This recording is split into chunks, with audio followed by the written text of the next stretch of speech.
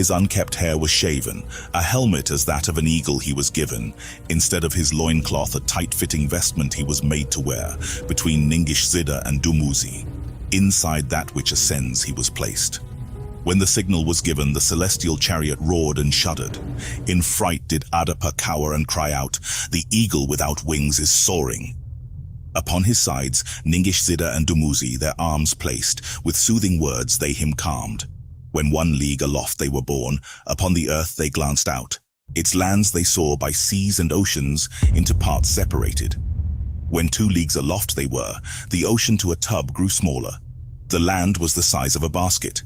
When 3 leagues aloft they were, again they cast a glance whence they had departed. The earth was now as a small ball, by a sea of darkness in the vastness swallowed. Once again Adapa agitated was. He cowered and cried out, "Take me back," he shouted. Ningish Zida, his hand on the neck of Adapa put. In an instant was Adapa quiet. When they on Nibiru landed, there was much curiosity. The children of Enki, on earth born to see, even more so an earthling to encounter. A being from another world on Nibiru has arrived, so were the crowds shouting.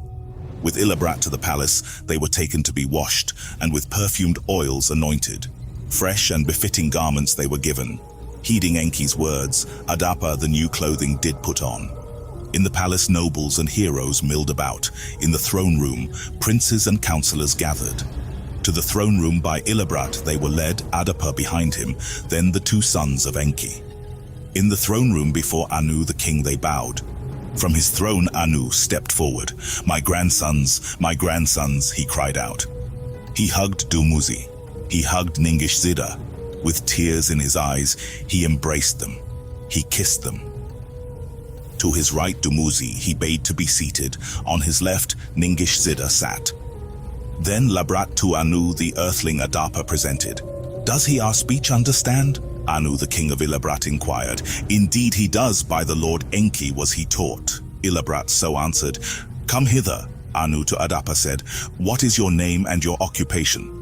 Forward Adapa stepped. Again he bowed. Adapa is my name, of the Lord Enki a servant. So did Adapa in words speak. His speaking great amazement was causing. A wonder of wonders on earth has been attained, Anu declared. A wonder of wonders on earth has been attained. All the assembled shouted, Let there a celebration be. Let us our guests thus welcome, Anu was saying. To the banquet room, Anu all who were assembled led. To the laden tables he happily gestured. At the laden table bread of Nibiru Adapa was offered. He did not eat it. At the laded tables elixir of Nibiru Adapa was offered. He did not drink it. By this Anu the king was puzzled and was offended. Why has Enki to Nibiru this ill-mannered earthling sent to him the celestial ways reveal? Come now Adapa. To Adapa, Anu said, Why did you neither eat nor drink, our hospitality rejected? My master the Lord Enki commanded me, the bread do not eat, the elixir do not drink. So did Adapa the king Anu answer. How odd is this thing? Anu was saying. For what has Enki from an earthling our food and elixir prevented? He asked Ilabrat. He asked Dumuzi. Ilabrat the answer knew not. Dumuzi could not explain. He asked Ningish Zida. Perchance in this lies the answer, Ningish Zida to Anu said. The secret tablet that he carried hidden to Anu the king he then gave. Puzzled was Anu. Anu was concerned, went to his private chamber. He went to the tablet to decipher. Now this is the account of Adapa, of civilized mankind the progenitor, and how by his sons Cain and Abal on earth was started.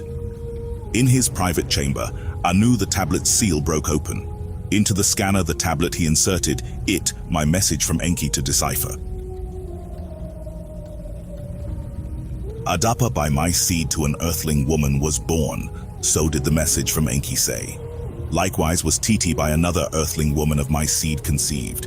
With wisdom and speech they are endowed, with Nibiru's long lifetime they are not.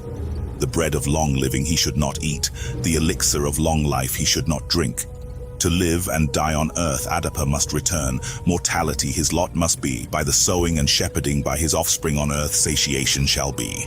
So did Enki the secret of Adapa to his father Anu reveal. By the secret message from Enki Anu was astounded, whether to angry be or laugh he knew not.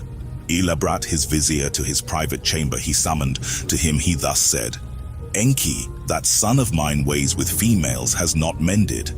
To Ilabrat his vizier the message on the tablet he showed. What are the rules, what is the king to do? Of his vizier Anu inquired. Concubines by our rules are permitted.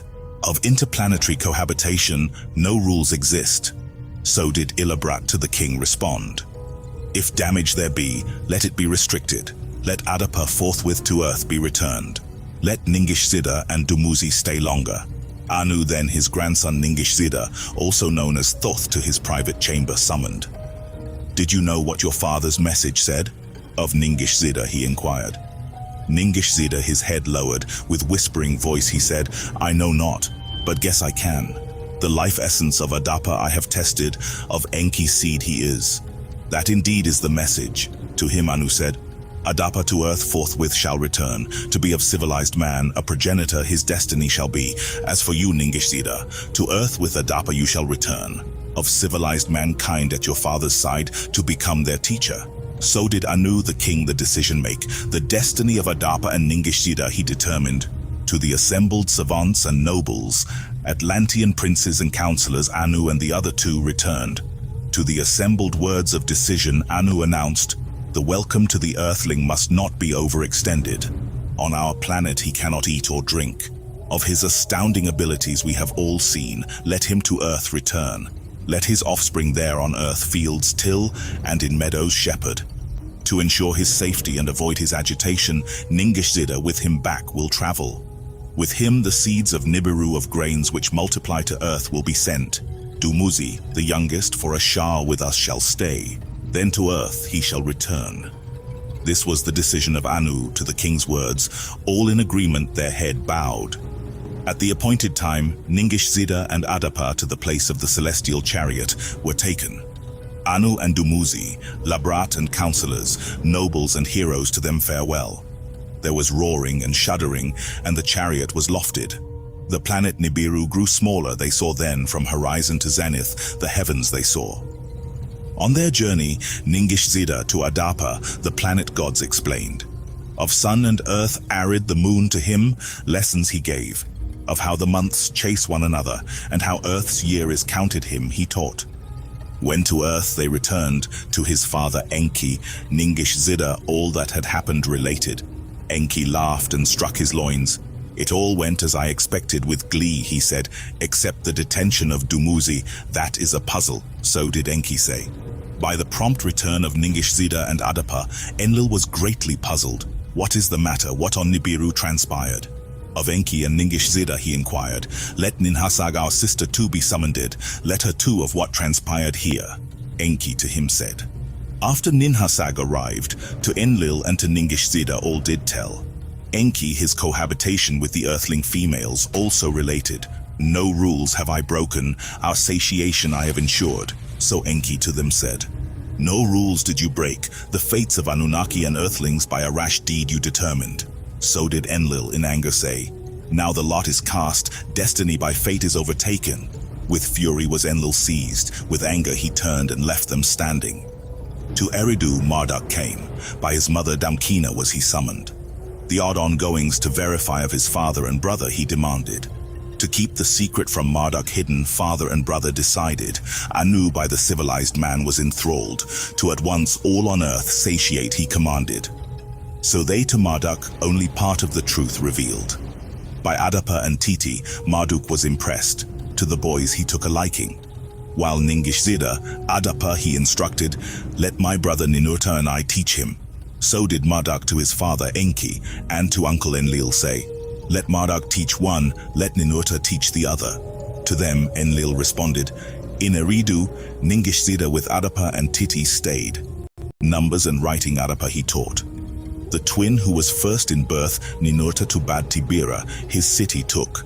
Cain also known as Cain, he who in the field food grows he called him. To dig canals for watering he taught him, sowing and reaping he was teaching. A plow from the wood of trees Ninurta for Cain made, with it a tiller of the land to be. The other brother, son of Adapa, by Marduk to the meadows was taken, Abael, also known as Abel, he of the watered meadows, his name was thereafter called. How to build stalls Marduk taught him. For shepherding to start, the return of Dumuzi they awaited. When the Shah was completed, Dumuzi to earth returned. The essence seed of sheep growing with him he brought. Four-legged animals of Nibiru to another planet, the earth he conveyed. His return with essence seed was cause for much celebration. Into the care of his father Enki, Dumuzi with his precious cargo returned. The leaders then got together how to proceed with the new breed they considered. Never before was there a sheep on earth, a lamb has never to earth from the heavens been dropped, a she-goat has never before to her kid given birth on earth. Weaving of sheep's wool has never before been established on earth. The Anunnaki leaders, Enki and Enlil, Ninhursag and Ningishzida, who the creators were. A creation chamber, a house of fashioning to establish, was decided. Upon the pure mound of the landing place in the Cedar Mountains it was established. Near where the elixir seeds by Ninhursag brought were planted, there was the creation chamber established. There was the multiplying of the grains and of the agriculture on earth begun. Of Cain, also known as Cain, son of Adapa for sowing and reaping Ninurta, was his mentor. Of Abel, also known as Abel son of Adapa, the arts of sheep and lamb rearing and shepherding, Marduk was his mentor. When the first crops were reaped, when the first sheep matured, let there be a celebration. Enlil a decree proclaimed. Before the assembled Anunnaki, the first grains, the first lambs were presented.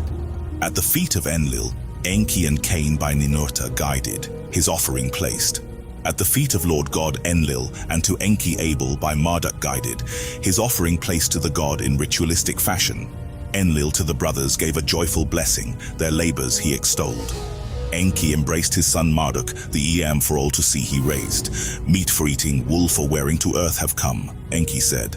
Now this is the account of the generations of Adapa, and the killing of Abiel by Cain, also known as Abel and Cain, and what thereafter transpired.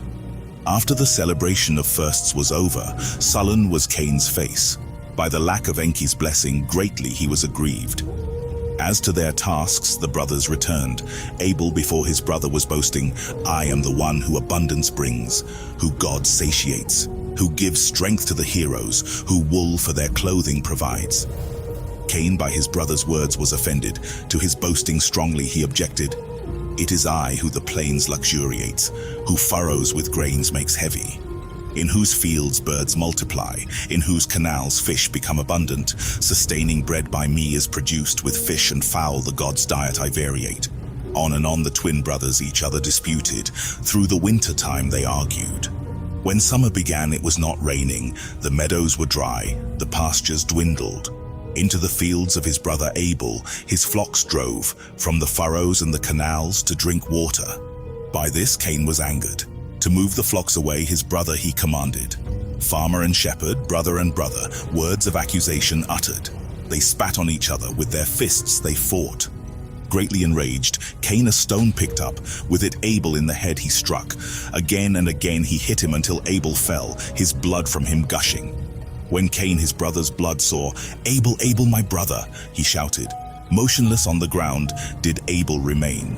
From him his soul had departed. By the brother whom he had killed Cain remained. For a long time he sat crying.